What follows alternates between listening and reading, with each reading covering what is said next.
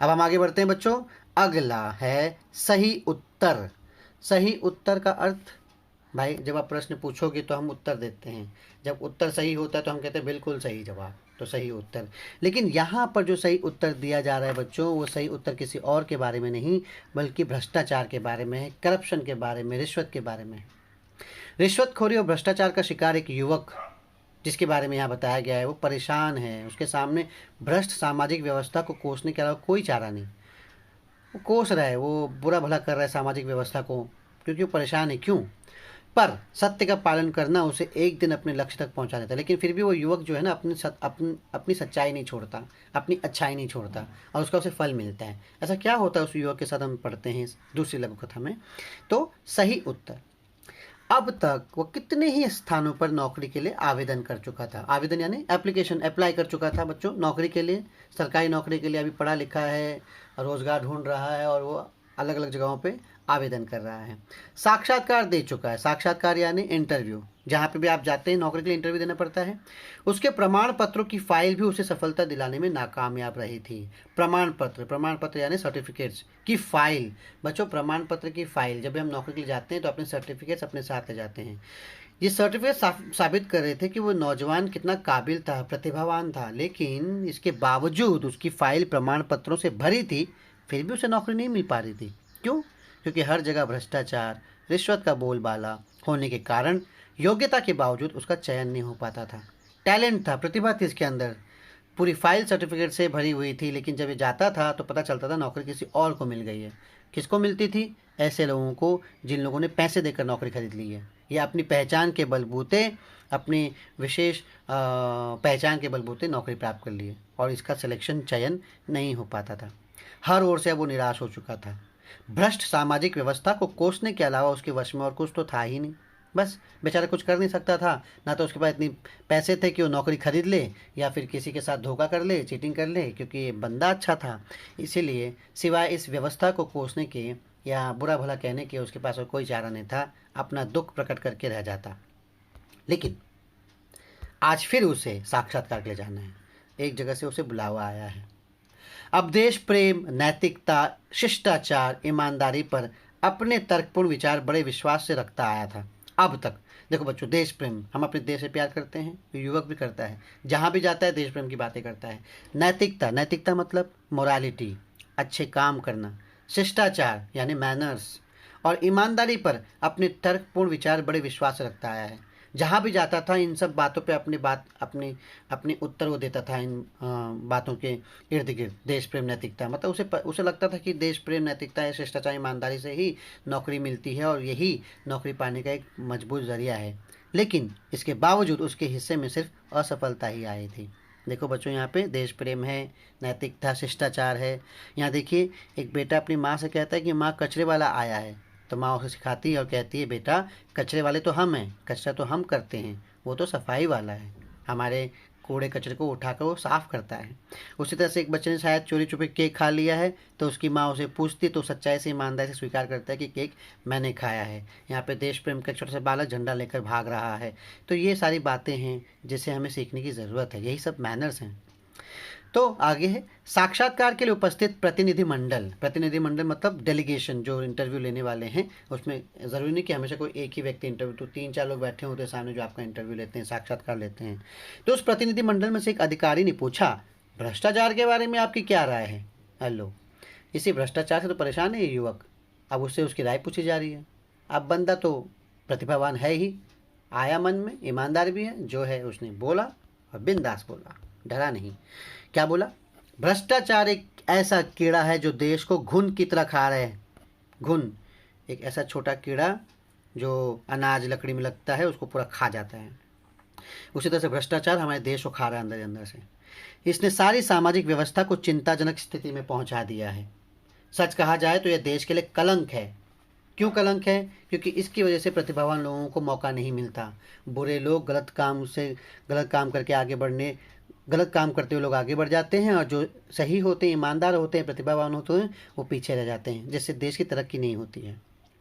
सच कहा जाए तो देश के लिए कलंक है। कलंक यानी धब्बा, दाग। अधिकारियों के चेहरे पर हल्की सी मुस्कान और उत्सुकता छा गई। अधिकारी खुश थे कि मतलब ऐसा ईमानदार एक युवक मिला है जो इतनी तम से अपनी बात रखता है। उसके तर्क में उन्हें रुचि महसूस हुई, यानी इंटरेस्ट हुआ कि क्या बात बात तो कुछ ज़रूर कह रहा है। यहाँ पे देखिए, हाँ, जनता कहती है भ्रष्टाचार दूर करो, और जो नेता लोग हैं जिन्हें भ्रष्टाचार दूर करना चाहिए, ऐसी नीति बनानी चाहिए कि भ्रष्टाचार दूर हो, तो वो भ्रष्ट अचार दूर कर रहे हैं, भ्रष्ट नाम का अचार। ओके। दूसरे अधिकारी ने प्रश्न किया, रिश्वत को आप क्या मानते हैं? रिश्वत बच्चों देखो, ये भ्रष्टाचार की बहन है। जैसे विशेष अवसरों पर हम अपने प्रियजनों, परिचितों, मित्रों को उपहार देते हैं, बराबर बच्चों।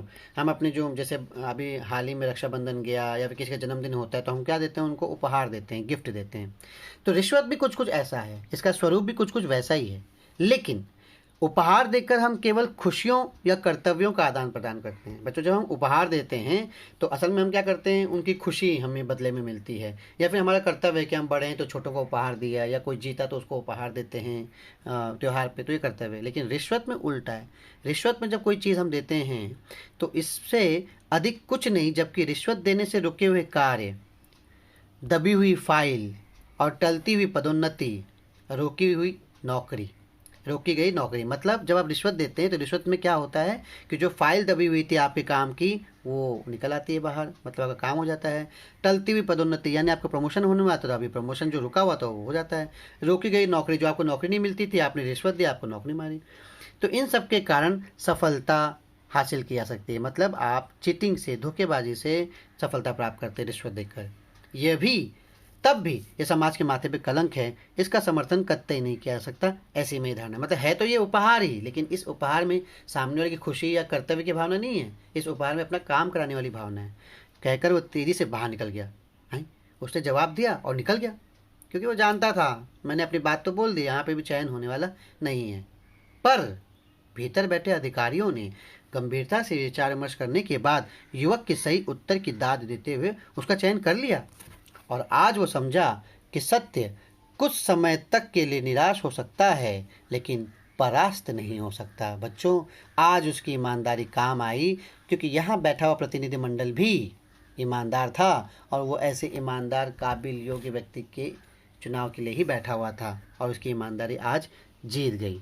तो बच्चों, इस तरीके से सच्चाई ने बुराई को हरा दिया, और ये युवक अपनी प्रतिभा, अपनी योग्यता के बल पर सही जगह पर चुन लिया गया। फिर भी इतनी तकलीफ़ों के गुजरने के बाद।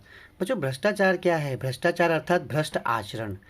भ्रष्ट यानी बुरा, बिगड़ा हुआ, और आचार मतलब आचरण, बिहेवियर। तो भ्रष्टाचार का शाब्दिक अर्थ है वह आचरण जो किसी भी प्रकार से अनैतिक है, यानी मोरल नहीं है, गलत है और अनुचित है। जब कोई व्यक्ति न्याय व्यवस्था के स्टैंडर्ड नियमों के खिलाफ जाकर अपने स्वार्थ की पूर्ति के लिए गलत आचरण करता है, वो व्यक्ति भ्रष्टाचार कहलाता है। आज भारत जैसे सोने की चिड़िया कहलाने वाले देश में भ्रष्टाचार अपनी जड़ें फैला रहा है। आज भारत में ऐसे कई व्यक्ति मौजूद हैं जो भ्रष्टाचारी हैं। भ्रष्टाचार के कई रूप रंग होते हैं बच्चों। रिश्वत, कालाबाजारी, जानबूझकर दाम बढ़ाना, पैसा लेकर काम करना, सस्ता सामान लाकर महंगा बेचना, ये सब भ्रष्टाचार के कई तरीके हैं। भ्रष्टाचार में मुख्य घूस यानी रिश्वत, चुनाव में धांधली, ब्लैकमेल करना, टैक्स चोरी, झूठी गवाही, झूठा मुकदमा, परीक्षा में नकल, परीक्षार्थी का गलत मूल्यांकन, इवैल्यूएशन करना, हफ्ता वसूली, जबरन चंदा लेना, न्यायाधीशों का पक्षपातपूर्ण निर्णय यानी पार्शियल निर्णय करना, पैसे लेकर वोट देना, वोट के लिए पैसा और शराब बांटना, पैसे लेकर रिपोर्ट छापना, है ना। तो ये सब भ्रष्टाचार के ये उदाहरण हैं, और इस भ्रष्टाचार को दूर करना बहुत ज़रूरी है। इसको दूर करने का उपाय क्या है? एक संक्रामक बीमारी की तरह, जैसे आज कोरोना फैला हुआ है ना, वैसे भ्रष्टाचार फैला हुआ है। समाज में विभिन्न स्तरों पर फैले भ्रष्टाचार को रोकने के लिए हमें कठोर दंड व्यवस्था की जानी चाहिए। आज भ्रष्टाचार की स्थिति है कि व्यक्ति रिश्वत के मामले में पकड़ा जाता है और रिश्वत देकर छूट जाता है। कमाल की बात है। जब तक इस अपराध के लिए कड़ा दंड नहीं दिया जाएगा, तब तक ये बीमारी दीमक की तरह पूरे देश को खा जाएगी। लोगों को स्वयं ईमानदारी से व्यवहार करना होगा, अपने अंदर ईमानदारी पैदा करनी होगी, और आने वाली पीढ़ी को भी हमें ईमानदारी सौंपनी होगी। तो बच्चों, उम्मीद है आपको ये बात समझ में आई होगी, और दोनों लघु कथा छोटे छोटे रूप में आपको पसंद आई होगी। सही उत्तर इस लघु कथा के बारे में स्वाध्याय। अब तक साक्षात्कार में उनके द्वारा रखे गए विचार। 1. देश प्रेम। 2. नैतिकता। 3. शिष्टाचार।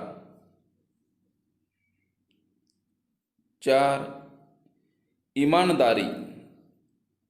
यह सब साक्षात्कार में उनके द्वारा रखे गए विचार है।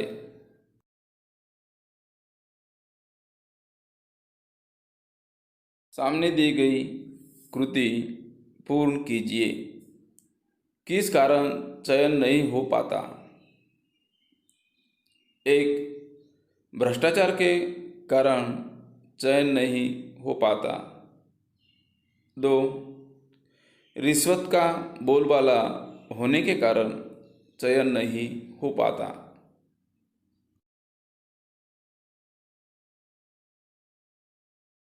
सामने दी गई आकृति पूर्ण कीजिए। लोग रिश्वत देकर यह लाभ उठाते हैं। 1. रुके हुए कार्य करवाना। 2. दबी हुई फाइलें निकलवाना। 3. टलती हुई पदोन्नति करवाना। 4. रोकी गई नौकरी प्राप्त करना। यह सब लोग रिश्वत देकर लाभ उठाते हैं।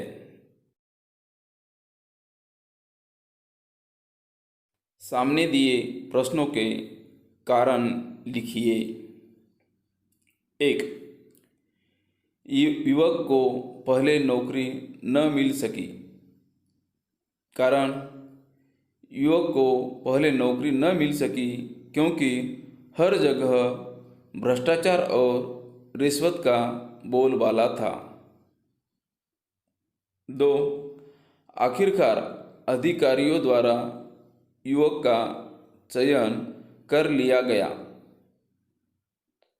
उत्तर: आखिरकार अधिकारियों द्वारा युवक का चयन कर लिया गया क्योंकि भीतर बैठे अधिकारियों ने गंभीरता से विचार विमर्श करने के बाद युवक के सही उत्तर की दाद दी।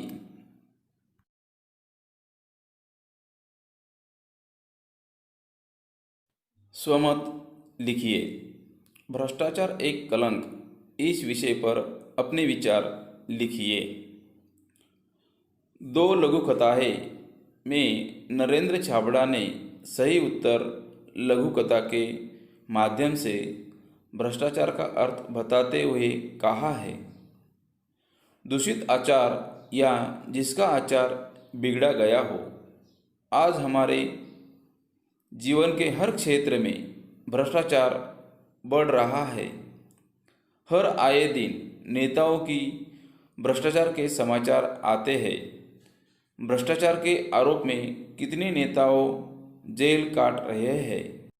ये जनता के पैसे धोखाधड़ी करके हड़प करते हैं। आज हमारे देश में भोगवादी संस्कृति फैल रही है। लोगों में रातों रात धनवान बनने की लालसा ने जोर पकड़ी है। चारों ओर धन बटोरने के लिए धोखाधड़ी, छल कपट किए जा रहे हैं। अपनी भौतिक समृद्धि बढ़ाने के लिए लोगों ने भ्रष्टाचार को शिष्टाचार बनाया है। छोटे से छोटे काम के लिए लोगों को रिश्वत का सहारा लेना पड़ता है। शिक्षा का पवित्र क्षेत्र भी इस भ्रष्टाचार से छूटा नहीं। लोगों में देशभक्ति और कर्तव्य निष्ठा का भावना कम होती जा रही है। भ्रष्टाचार राष्ट्रीय जीवन के लिए एक अभिशाप बन गया है। हमें आत्मपरीक्षण करने की आवश्यकता है। भ्रष्टाचार एक कलंक है। इस कलंक को मिटाना जरूरी है। हम सबको इसके लिए निष्ठापूर्वक कार्य करने की जरूरत है।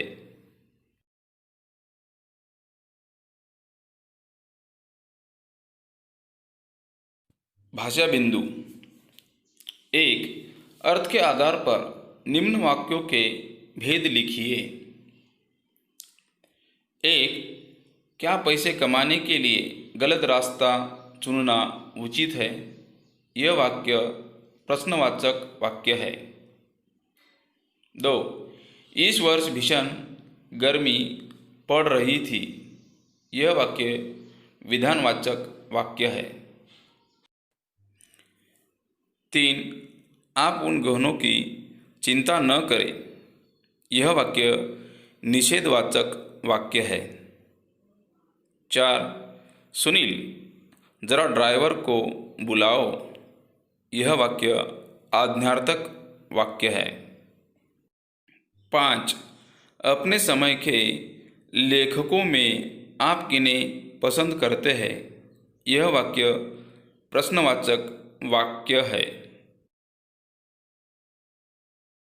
6. सैकड़ों मनुष्य ने भोजन किया। यह वाक्य विधानवाचक वाक्य है। 7. हाय, कितनी निर्दयी हूँ मैं। यह वाक्य विस्मयादिबोधक वाक्य है। 8. काकी उठो, भोजन कर लो। यह वाक्य आज्ञार्थक वाक्य है। 9. वाह, कैसी सुगंध है। यह वाक्य विस्मयादिबोधक वाक्य है। 10.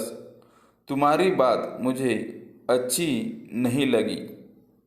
यह वाक्य निषेधवाचक वाक्य है। 2. कोष्ठक की सूचना के अनुसार निम्न वाक्यों में अर्थ के आधार पर परिवर्तन कीजिए।